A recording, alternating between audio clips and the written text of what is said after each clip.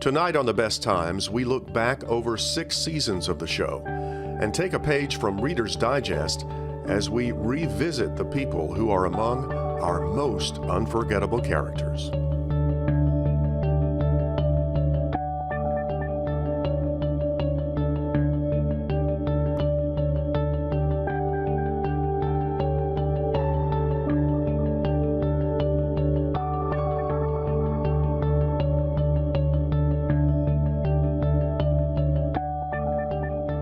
Funding for The Best Times is provided by the Plow Foundation, striving to do the greatest good by helping the greatest number of people since 1964. Additional funding is provided by the members of WKNO. Thank you.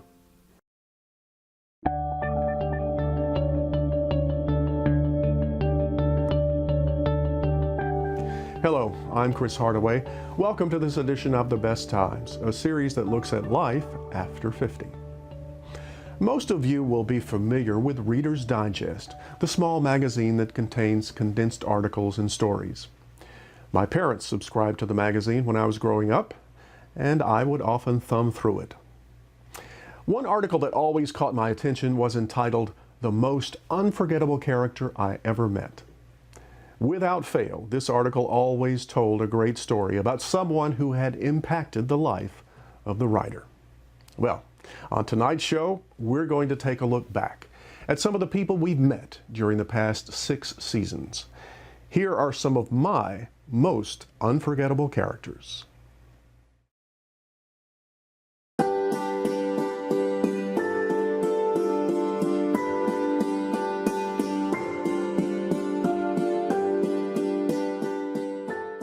I first met Bunny Lee Wilhelm at the regular Friday night meeting of the Memphis Bop Club. She wasn't hard to spot on the dance floor that night. As I found out later, Bunny Lee has been dancing, in one way or another, throughout her life. She started as a go-go dancer at the old Nightlighter Club and has danced her way through a series of occupations ranging from court clerk to burlesque performer. Today, she teaches yoga at various places around town, including the McWhirter Senior Center. As you watch Bunny Lee bend her body into various pretzel shapes, realize that she's in her 80s. She definitely doesn't act her age. It's been easy for me to laugh this lifetime. You program your life. You make choices with every thought you think and every word you say and every emotion you have. That's how powerful you are. Here's another guy that doesn't act his age. Dale Sanders is also in his 80s, but he's always looking for the next adventure. In the Navy, he was a hard hat diver, a notoriously dangerous assignment. In the 60s, he was a champion spear fisherman and once held the record for underwater breath holding at just over 6 minutes. In 2015, Dale set out in a specially rigged canoe in an attempt to become the oldest person to paddle the entire length of the Mississippi River, from the source in Minnesota to the Gulf of Mexico, a distance of over 2,300 miles. Kind of difficult paddling now in this wind and rain. Look here, we all decked out. I'm the only one on the water really right now. This is what it looks like.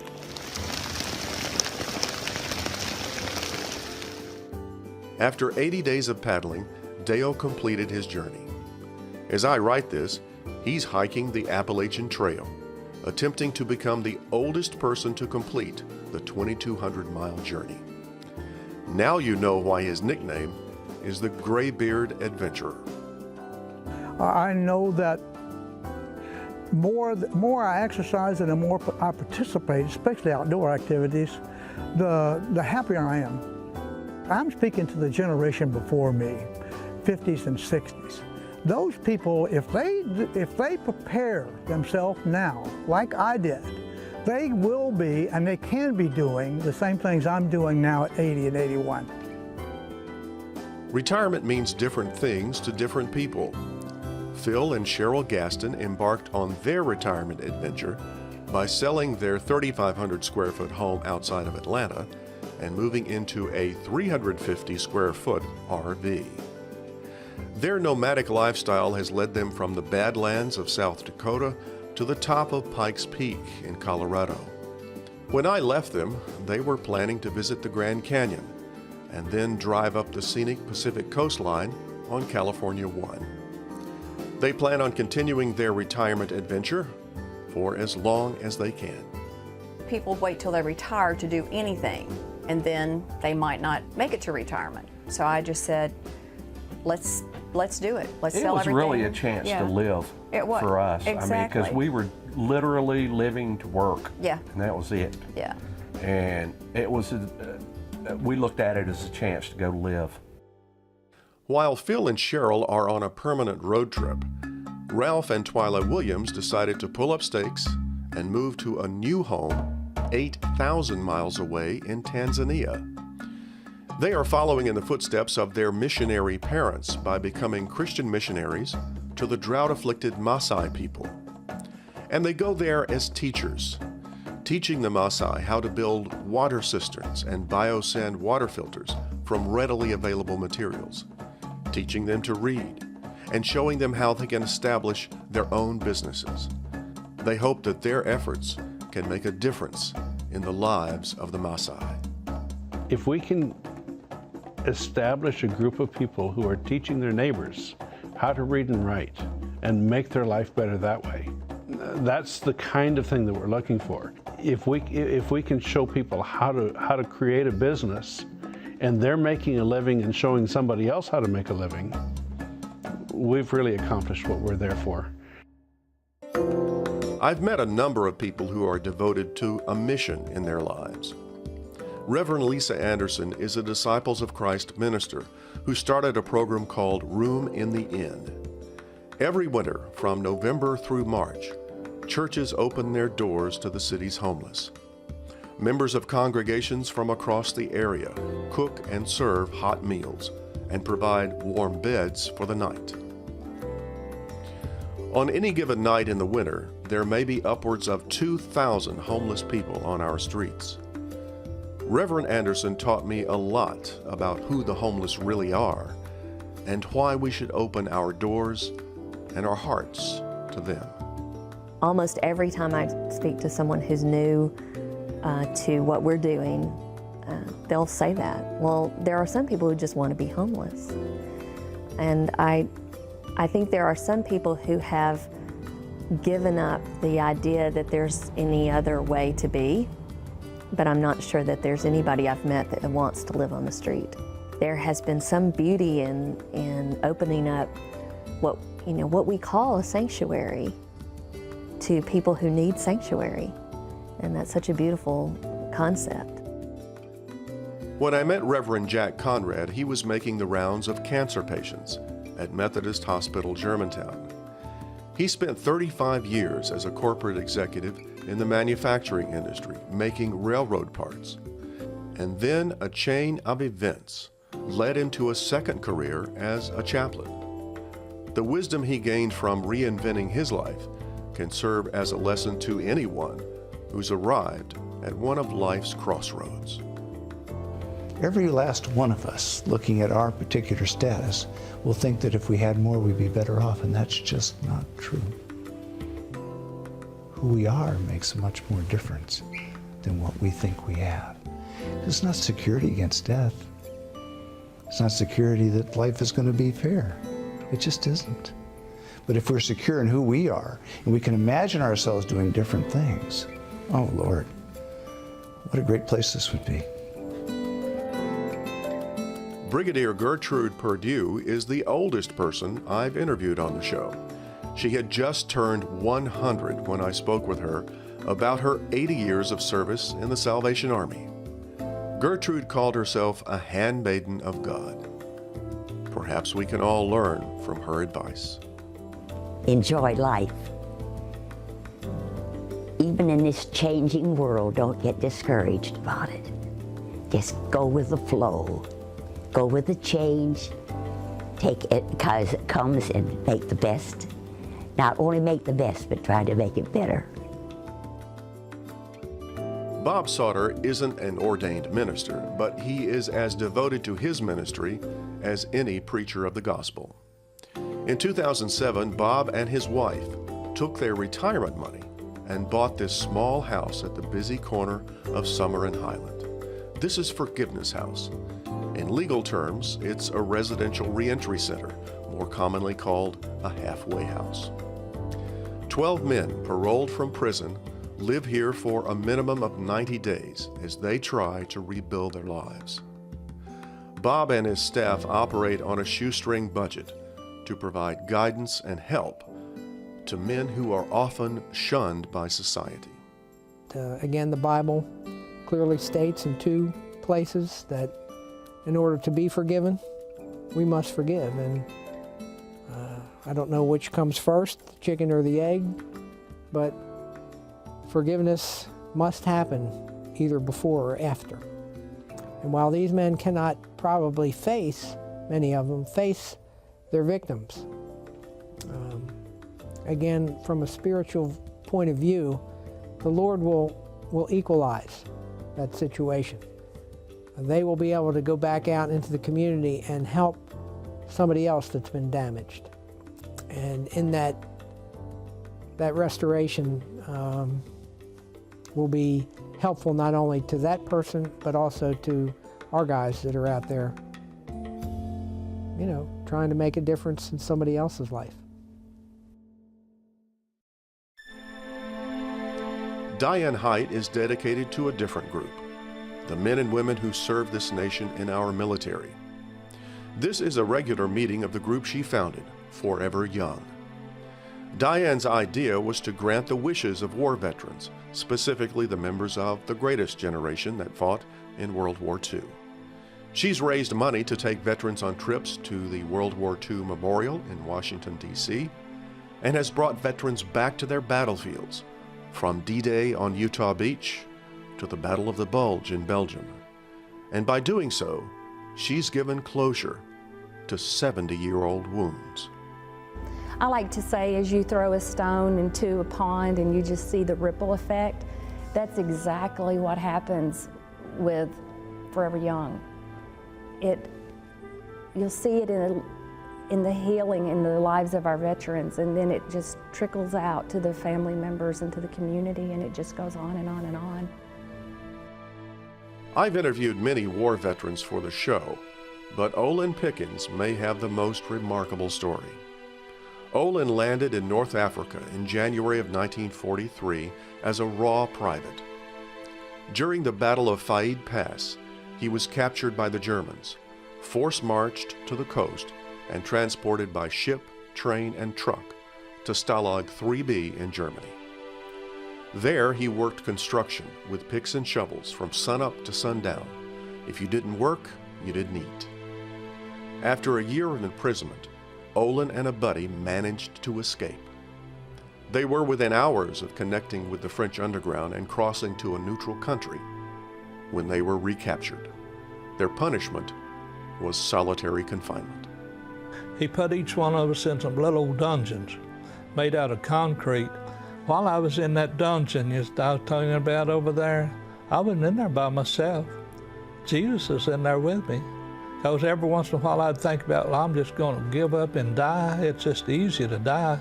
It was hard to live. I mean, it took effort to keep living, but it was, if you just sit down, you just die real easy. So when I'd think about that, I'd hear this voice, "What did you tell your mother and daddy when you left home?"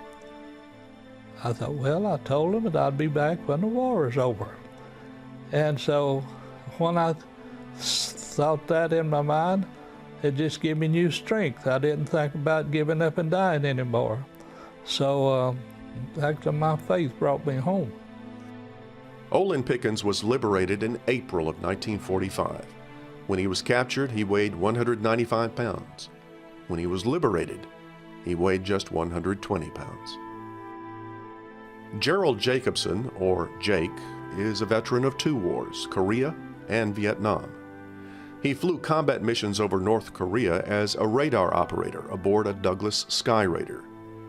In 1965, he was the commander of a helicopter medevac unit in Vietnam.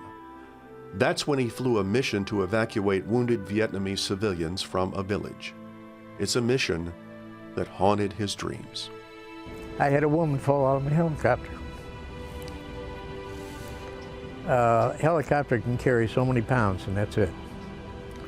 And we had loaded up, and it was strictly a load of Vietnamese wounded.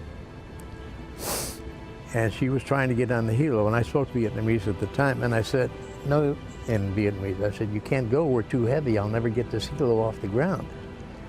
And I pushed her off, and I had my co-pilot get us aloft.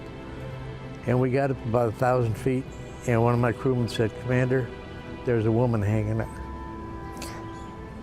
Excuse me. There's a woman hanging on the skids.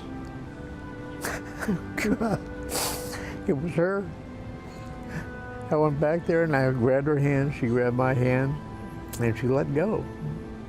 And I watched her cartwheel all the way to the ground. And it was about that time that her husband, who was on the helo, died. And I want to go back and find out where she fell. For his actions in Vietnam, Commander Jacobson was awarded the Distinguished Flying Cross. I've met a few of my most unforgettable characters at WKNO. Joe Wood was a regular volunteer at the station during our pledge drives and auctions. In fact, Joe was a volunteer at arts organizations throughout the city. That's how she filled her calendar and kept busy after her retirement and the death of her husband.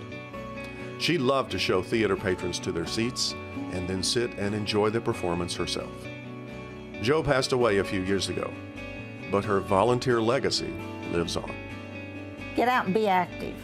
Don't sit and just, if you sit at home, everything goes bad for you. You lose all your muscles and everything and all. And last year when I had my checkup, my doctor says, I don't know what you're doing, but whatever it is, keep doing it. There's always some place that you can volunteer in the city of Memphis. Chuck Scruggs spent his life behind a microphone. His radio career took him from Cincinnati to San Francisco before becoming the general manager at WDIA in Memphis. When he left radio broadcasting, he began to volunteer at WKNO. So when the station was looking for someone to be the face and voice of their new children's programming, they didn't have to look very far. Chuck Scruggs became Mr. Chuck and began an encore career preparing preschoolers and their parents to enter school ready to learn. But I've seen too many lives that are hanging in the balance, hanging just, they have no hope themselves, and there doesn't seem to be enough hopeful sense centered around them through the people who could affect their lives positively. If you care enough, you don't have to care too deeply. If you're sensitive enough, you have to be moved by that in some way. So I'm just doing what I can.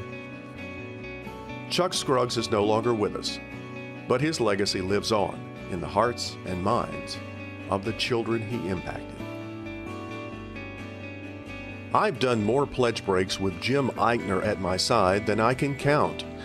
He was synonymous with WKNO. A few years ago, I did a story about his creative side.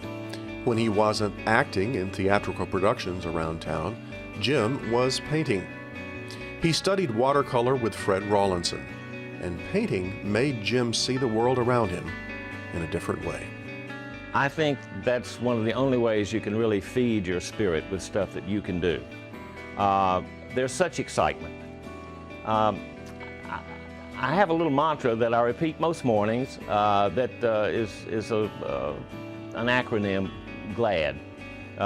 To wake up grateful, to find some way that day to love, to show love, to treat life like an adventure, the GLAD, and the fourth is the most difficult for me, and that's discipline. You do all this, but you gotta have some discipline with it. And this motivates me and keeps me going, and it's exciting to say, There is no acceptable alternative to viewing this day as an adventure. Unfortunately, Jim passed away not too long ago, but his legacy at this station lives on. In 2005, Merrill Klein started an organization called Creative Aging. The concept was simple: bring music and the arts into senior communities throughout the area. To date, Creative Aging has presented over 6,000 performances for over 30,000 residents of nursing homes and care facilities. And for seniors who are still living independently, they offer the Senior Art Series at Theater Memphis. Merrill believes that art can change lives at any age. The soul of Memphis is music. And these people who have grown up here or have lived here for decades, they feel that and they respond to it. In 1963, Deanie Parker recorded a song she wrote called My Imaginary Guy, which became a regional hit. She went on to become Stax Records' first head of publicity and artist relations. The Memphis sound came out of this studio, and Deanie was there for its rise and fall. But from the ashes of Stax Records has risen Soulsville, USA, and Deanie was one of its creators and its CEO until her retirement. For her, the music lives on. I will feel that I have left my legacy when out of the Stax Music Academy, the next greatest artist is discovered and launched, so that the world will once again look at Memphis and Soulsville, USA, and the corner of College and McLemore and say, yeah, they still got it going on. Everyone likes a good love story. Well, this one proves that romance is ageless. Joy Jamison and Sam Nichols were high school sweethearts, but World War II took Sam halfway across the world, and they lost contact with one another. For nearly 60 years, they led separate lives. Each thought the other had died, and that would have been the end of their story, except for Sam's sister Millie and email. About a month later, the phone rang early in the morning, and this female voice said, "Joy, this is a voice from the past." I said, "Oh, who is this?" And she said, "This is Millie Gustafson. I'm Sam's Nichols' little sister." And I said, "Oh, what happened to Sam?" And she said, "Oh, he's living out in Arizona." And I just about flipped. I couldn't believe it. We began emailing each other. And that, to me, is the beauty of our story, because we could go into depths not only just to find out what had happened in the last 50 years, but we exchanged ideas and our philosophy of life and what was important to us. And that, to me, is what made our love such a deep one, because it was a few months later that he finally came to see me, and we were like teenagers again. When we saw each other, it was, I don't know, the old magic was just still there. Nothing had ever changed, really, even though it was a long time after. In 2001, after a lifetime apart, Joy and Sam were married. Last but not least on my list of unforgettable characters is Lester Gingold. After 2 careers, Lester was on his way to retirement when, at age 72, he became the editor and publisher of the Best Times newspaper. For the next 20 years, Lester threw himself into learning everything he could about gerontology. He wrote editorials about aging issues and attended national aging conferences. This show was his brainchild. In his encore career, as he called it, Lester was determined to make a difference. Today, at age 95, he is finally retired, almost. After a lifetime of stories and a legacy of helping others, Lester has a philosophy of life that serves as wisdom for us all. You're never too old to learn. You're never too old to love. You're never too old to pray. I do more of these every day.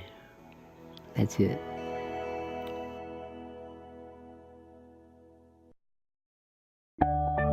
Want more information about life after 50? Go online to watch more shows and find more resources. And send us your feedback and story ideas to besttimes@wkno.org. That's all for this edition of The Best Times. Please join us next week for more stories about life after 50. Until then, I'm Chris Hardaway. Thanks for watching. Good night. Funding for The Best Times is provided by the Plow Foundation, striving to do the greatest good by helping the greatest number of people since 1964. Additional funding is provided by the members of WKNO. Thank you.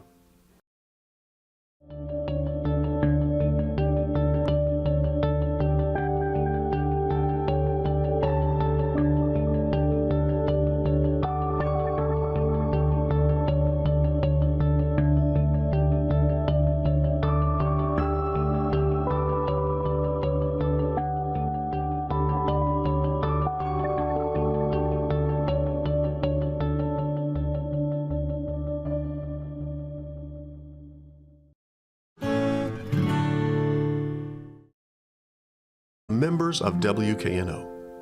Thank you.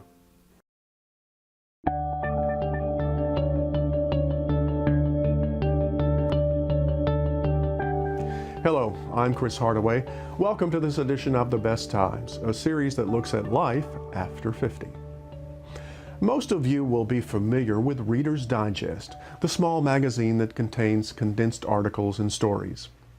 My parents subscribed to the magazine when I was growing up, and I would often thumb through it. One article that always caught my attention was entitled, "The Most Unforgettable Character I Ever Met." Without fail, this article always told a great story about someone who had impacted the life of the writer. Well, on tonight's show, we're going to take a look back at some of the people we've met during the past 6 seasons. Entire length of the Mississippi River, from the source in Minnesota to the Gulf of Mexico, a distance of over 2,300 miles. Kind of difficult paddling now in this wind and rain. Look here, we all decked out. I'm the only one on the water really right now. This is what it looks like.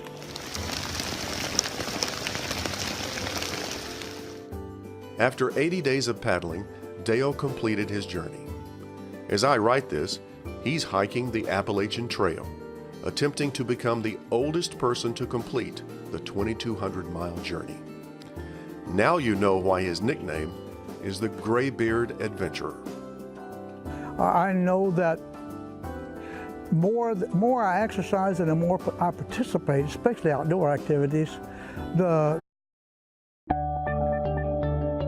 Tonight on The Best Times, we look back over 6 seasons of the show and take a page from Reader's Digest as we revisit the people who are among our most unforgettable characters.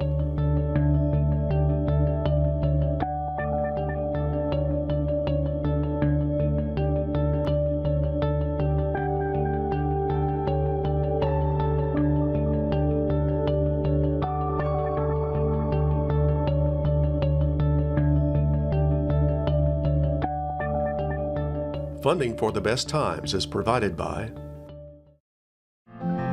the Plow Foundation, striving to do the greatest good by helping the greatest number of people since 1964. Additional funding is provided by the Bend Her Body into various pretzel shapes. Realize that she's in her 80s. She definitely doesn't act her age. It's been easy for me to laugh this lifetime. You program your life. You make choices with every thought you think and every word you say and every emotion you have. That's how powerful you are. Here's another guy that doesn't act his age. Dale Sanders is also in his 80s, but he's always looking for the next adventure. In the Navy, he was a hard hat diver, a notoriously dangerous assignment. In the 60s, he was a champion spear fisherman and once held the record for underwater breath holding at just over 6 minutes. In 2015, Dale set out in a specially rigged canoe in an attempt to become the oldest person to paddle the... Here are some of my most unforgettable characters.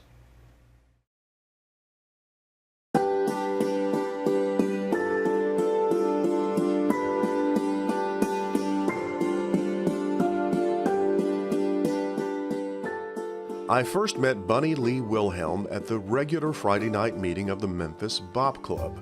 She wasn't hard to spot on the dance floor that night. As I found out later, Bunny Lee has been dancing, in one way or another, throughout her life. She started as a go-go dancer at the old Nightlighter Club and has danced her way through a series of occupations ranging from court clerk to burlesque performer. Today, she teaches yoga at various places around town, including the McWhirter Senior Center. As you watch Bunny Lee